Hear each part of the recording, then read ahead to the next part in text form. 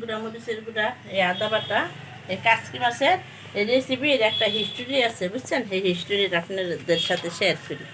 গ্রাম বাংলায় আগেকার বুড়া বুড়ির মুখে শুনছি।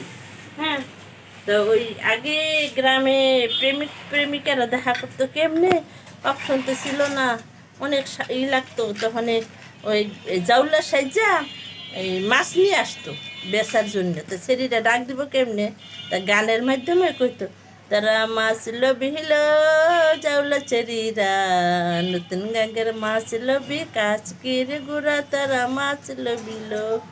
ছেলেটাকে দেখি তার মাছ বালন হারে জাউলা ছাড়ারা, তোর মাছের গন্ধ আমরা সইতে পারি না, তোর মাছ ভালো না। ছাড়া এবার কইতো, আমার মাছ পচা না হারে জাউলা ছেড়িরা, তোর রান্ধুনি পচা, আমার মাছে লাগে আদা চাচা, তারা মাছ লবিল। সেই কাসকি মাছ, বুঝছেন গাইস? মাছের এই যে এই কাসকি মাছের ইতিহাস, এটা গ্রাম আমার নানি গো দাদি গো মুখে শুনছি।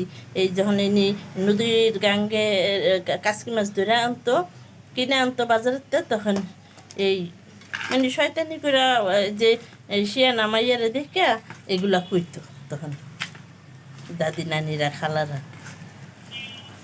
এই মাছের ইতিহাস, তো সেই কাসকি মাছ আমি রান্না করতেছি। তেরে মাছ ভাত,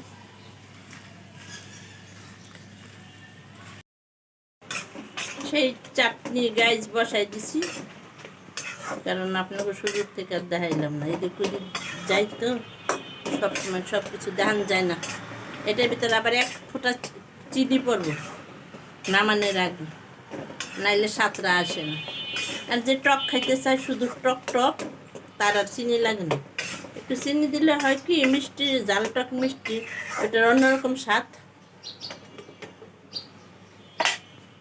আর সেই কাচকি মাছ বসাই দিছি গাইস।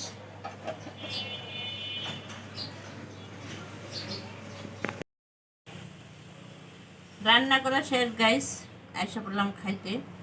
এই যে দেখেন, বেগুন ভাজা, মুরগির মাংস, শাক ভাজা, ডিম ভুনা, এখানে আছে ধনিয়া পাতার আচার, এখানে আছে ইলিশ মাছের তরকারি ডাটা দিয়া, চাটনি, সেই গুড় যে কাচকির গুঁড়া চরচড়ি। তো খাই, দেখতে থাকুন, ভালো লাগবে। খাই। আবার আগামীকাল অন্য কোনো ভিডিওর সাথে দেখা হবে। আমাদের লাইক কমেন্ট সাবস্ক্রাইব করে পাশে থাকেন। আল্লাহ হাফেজ।